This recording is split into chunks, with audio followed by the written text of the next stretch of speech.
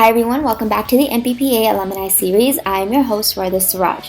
In today's episode, we'll be speaking to Jessica Praznik, who graduated from the MPPA Program back in 2018.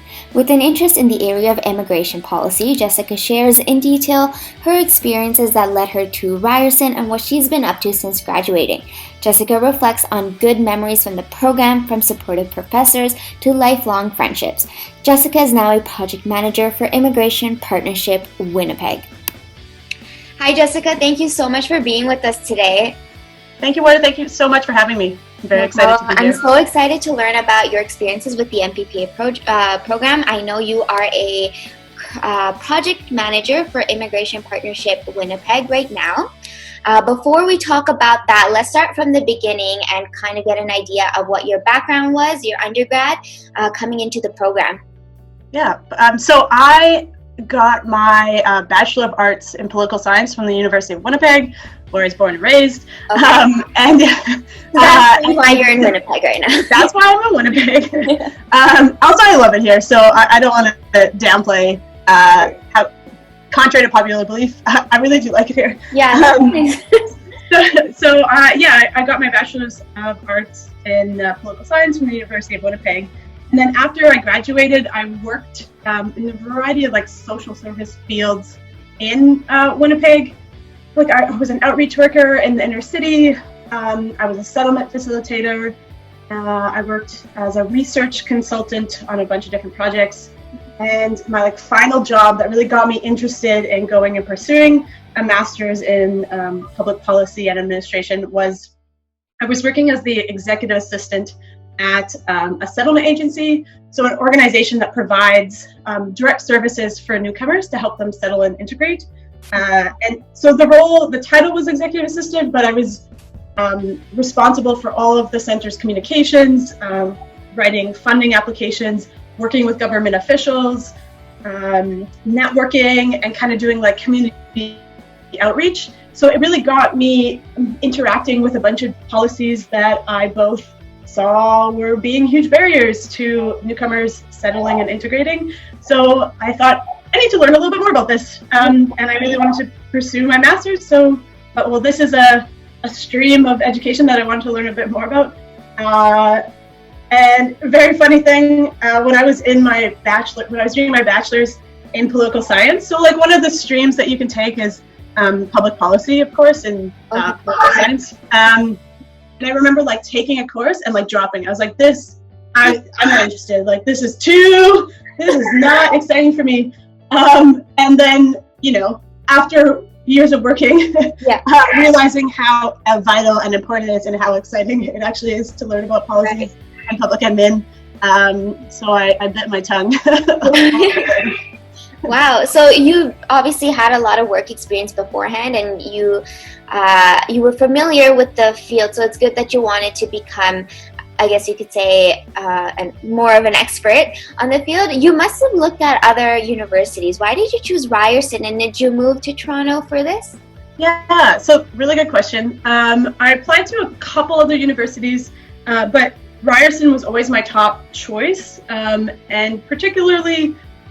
So my interest has always been immigration and settlement policy and kind of the public administration around that. And so Ryerson has actually amazing scholars in the field of immigration and settlement.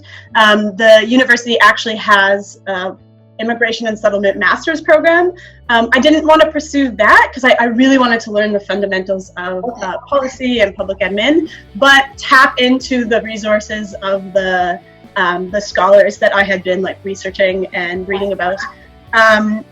So that was kind of one of the reasons. Also, in regards to immigration across Canada, Toronto has the highest per capita amount of immigrants that come in, and so getting a bit of a different experience in the field of living in another city that had a higher population of immigrants and different types of services. I felt like I could learn a bit more and connect within the community there. Mm-hmm. I also probably the main reasons, and also I really wanted to work with Dr. John Shields. So Okay. he specializes in settlement research, but also nonprofit research, which is also an interest of mine. So just kind of tapping into the researchers that were at the university. And I have to admit, I was really attracted to the one-year program. Right. That I could do it in 1 year. Yeah, and I could do a major research paper, and I could do the co-op. So those make that practical experiences that came out of that were part of the program really attracted me. And I was like, I appreciate theory, but at the end of the day, like, I'd much rather learn about like the practical skills needed, and I really felt that that's what Ryerson had to offer. So. Yeah, absolutely. I feel like there's good amount of theory, but Ryerson definitely focuses on the practical stuff, the real world stuff. You mentioned Shields, so I had to ask, did you do an MRP with him then? Yeah. So before I got into the program, so when I was applying, I actually reached out to maybe 4 or 5 professors from the department and said, here's the area of research that I'm looking into, I want to look into. Right. Would you be interested in supervising my MRP if I get in? And I met with a few, like I had visited Toronto, maybe while I was in the application process, I think, just for, I have some family out there, so I went and visited. And so I met with a few of the professors, and John Shields and I really kicked it up, and because of my interest in both settlement and the nonprofit world, he was like the perfect fit. Like, so thankful that he agreed to supervise my MRP. But that's at the beginning stages, right? Like, you never know, you get to school and if they still have the professors still have the time, but he was amazing and did. And because of that connection I made beforehand, he was able to bring me in as a research assistant as well. Okay. So I worked as his research assistant while I was in the program, and he also supervised my MRP. And those experiences were, like, I gained so many skills from that being his research assistant and so many connections. So I'm like, if I could convince anybody to do anything with the MPPA program, is trying to get one of those, like, connecting with the professors. Just expressing your interest can take you a long way. I feel like the professors are so supportive and they are so interested in what you want to learn. And like you mentioned, they are in the field too, so like, why not connect with them? Yeah, totally. And like, what about your co-op? Pardon me? What about your co-op? Okay, so I was a research intern at Access Employment. So it's a nonprofit organization in Toronto, and they have locations throughout the GTA, and they provide newcomer employment services. Okay. So they, not just newcomers, but that's kind of their area of expertise. So when newcomer job seekers are looking for employment, they help, like, with mentorship, training, connections, like pre-employment services. So I worked as kind of like a researcher, so they had a variety of different topics that they wanted to get some research compiled on. So I put together some different briefing notes and provided some recommendations regarding like funding approaches, I guess, and also some like gaps in newcomer employment experiences, if that makes it, or like the services that they needed. It was really great. Like I got to go in every day, and while I was researching, you can do that from home, but they actually put me into one of their offices, and I got to like support some of their actual service delivery when it was possible. So they had a mentorship fair, so I got to go to that and kind of help out with that. So it was a really cool experience, and so part of my work back home, working in the settlement nonprofit world, I got to like bring into my experience there. Right. And once again, I got connected with them because through John Shields, because he knew that I wanted to work for a nonprofit and do my placement with a nonprofit. As it's probably the same with your year and most other years, I mean, I don't know about COVID right now, but most students go and do placements at the OPS, which is awesome. Like I really thought that the university did a fantastic job of getting students into placements with the Ontario Public Service.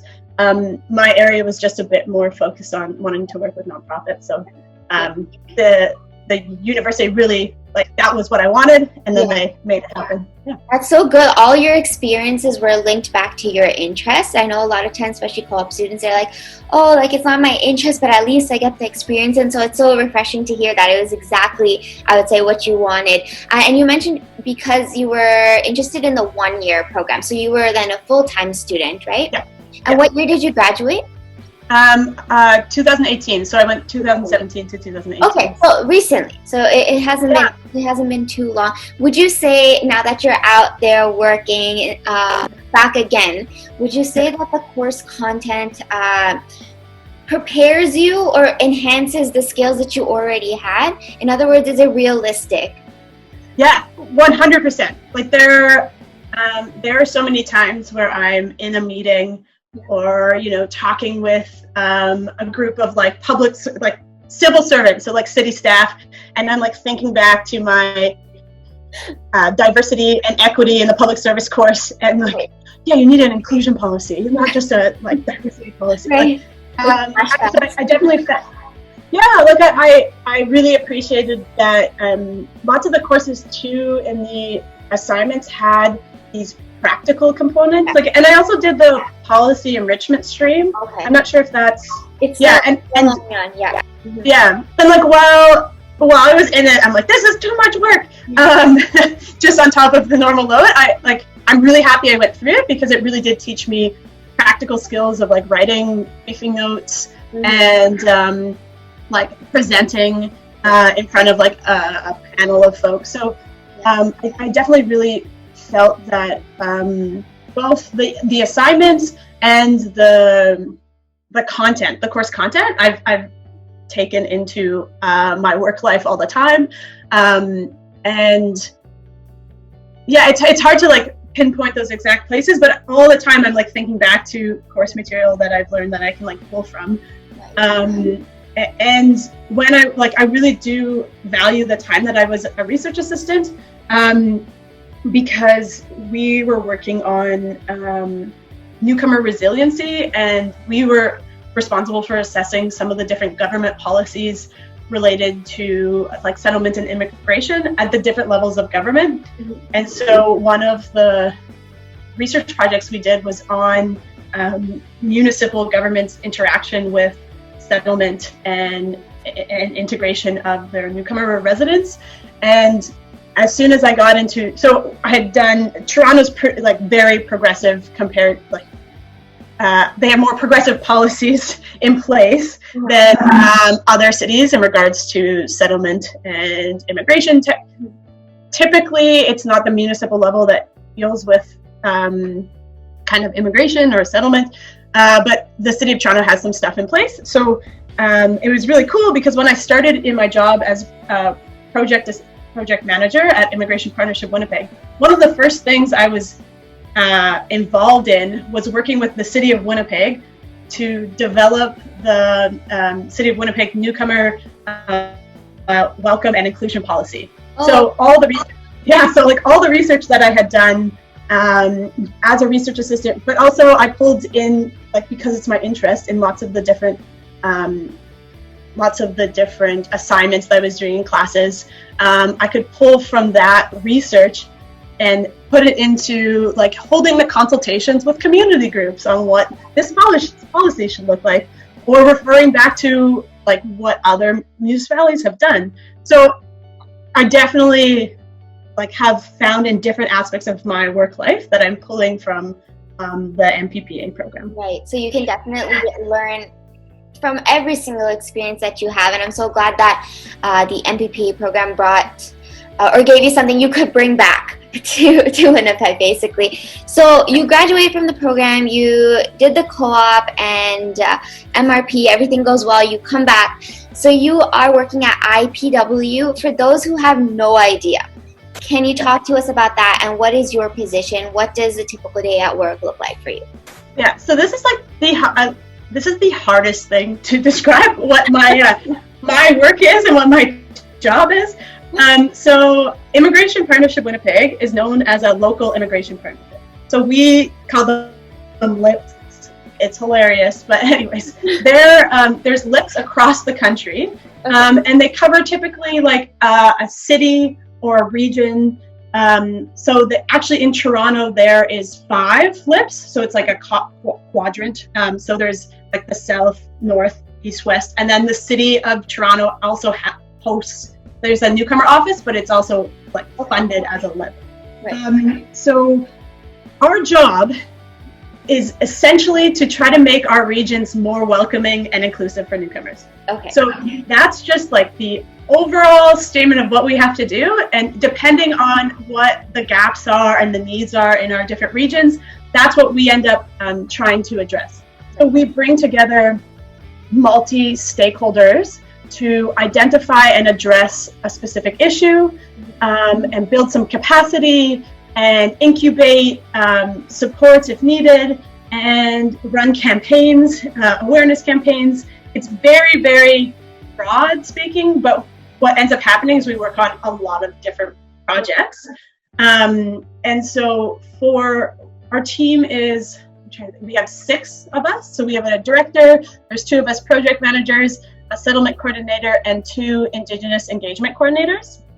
And so we all work together on various projects, but for me in particular, what falls under my portfolio is work related to civic engagement and inclusion. Okay. So during the elections, we've ran like voter mobilization campaigns called Got Citizenship, Go Vote, to try to get citizens of immigrant or refugee backgrounds to vote and be aware of election issues. We've ran a couple different anti-racism campaigns, and we're currently in the middle of running a COVID-19 anti-racism campaign called Manitobans, COVID Doesn't Discriminate, Nor Should You. And we've ran quite a bit of different anti-racism events, created resources, provided training. We also were partnered on developing a racial trauma support service for the folks who have experienced racism and discrimination during this time.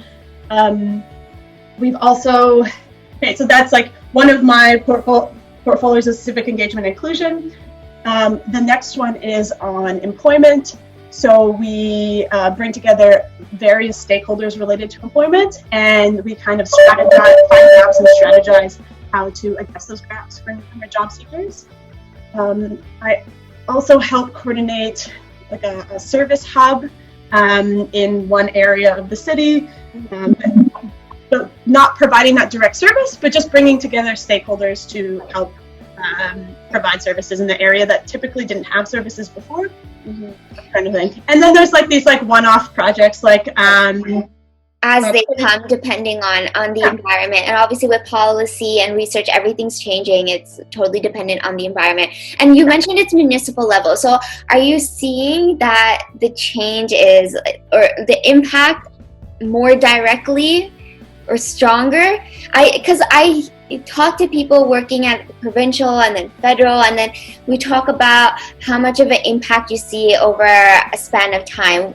I don't know how much experience you have with provincial level, but how is it like working at the municipal level?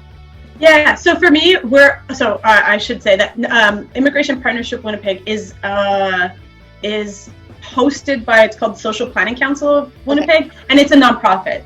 Okay. So we work at the city level, like at Winnipeg, but I don't work for the municipality. Okay. But we work extremely closely with particularly the community development department, and go present to the mayor and all of the committees whenever they need for us, not they need us, but whenever we need to advocate for something. But I find that, so I've also worked, I guess, so my transition, I didn't leave the MPPA program and come straight to this job.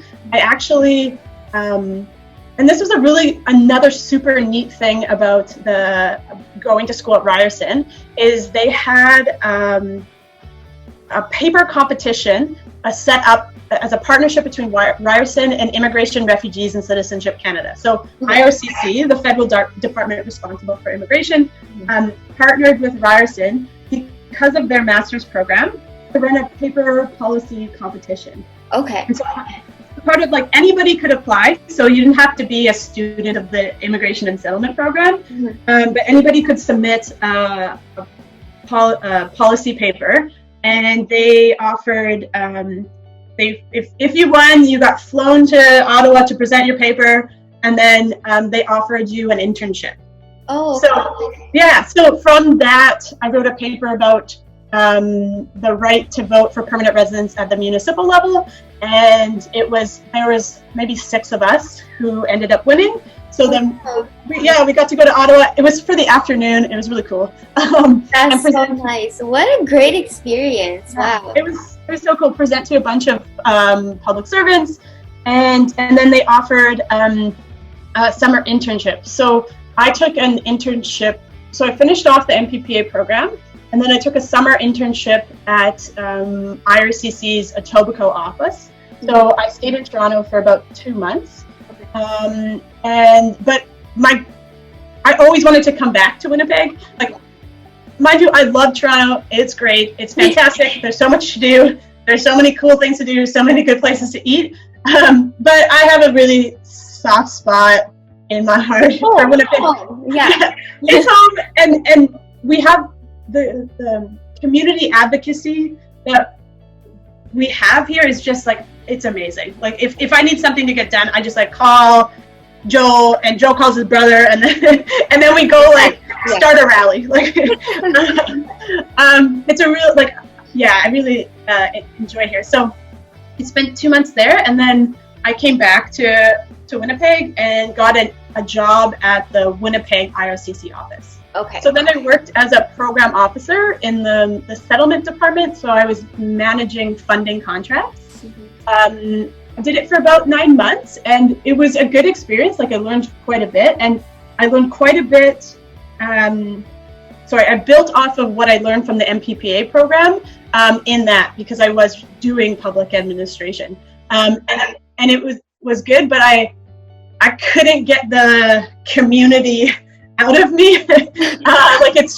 It was a good experience, but I really liked being on the opposite side and working for a nonprofit and working in the community. And if I want to get something done, I can just go do it. Right. And with government, rightfully so, there are quite a bit of you have to get all the checks and approvals in place, it needs to be done because it's the government, and you have to make sure that everything's accountable for. But I just thought that I could get more done on the opposite side. Right. So I then took a really short, from there I moved really quickly into the province and was a policy analyst for Manitoba infrastructure. Tried something new. And actually my first day on the job, I got a call from the director at my current organization saying that there's a job opening and asking if I wanted to apply. Yeah. And I've actually, before I worked in this organization, had been volunteering with them for 3 years. So. Oh, okay. So that's good. So it's really good to see that what your area of interest is, and then you can kind of map out how you want to take advantage of the programs and where you want to end up. That's exactly what I saw. For new students coming into the program, especially those outside of the GTA, outside of Ontario, do you have any advice? What would you recommend them that they really do before coming in? Yeah, that's wow, that's very tough. So I was so worried coming. I was so worried that coming to my master's, and it may happen to everybody that I wasn't prepared enough for my master's. So I read some of those books that they send out, the pre-readings. Right. I probably didn't need to do that. I remember I got those readings when I started the first day they sent the email, and I sent back, I'm like, do I really have to read every single one? Yeah. Like I just say, I'm like, oh, I could have enjoyed the summer. I don't know what I was doing. So I think just knowing that you're gonna be okay. Totally embrace the Ryerson life. Like one of my absolute favorite thing about Ryerson. Like there's nothing I would change. Nothing I regret. But my favorite thing is the cohort, like the friends that I made from that program. Like, doing your master's is long nights, crazy, like your mind's always going, but just having other folks in the exact same boat with the exact same interests, and us just being super big nerds together, and kind of like going through it all. I just like cherish it so much. So I guess, like, I don't have really great advice. Like, in more like logistical stuff, I did find that reaching out to professors before was really helpful for me to get a good sense of like what I could getting me prepared for me to come in, so I could have a research assistant position, have somebody already ready to supervise my MRP. But I don't know, just embrace it. Like, I had so much fun with the cohort. I have to admit, 2017, 2018, like, there's no way there was a better cohort. It was the best.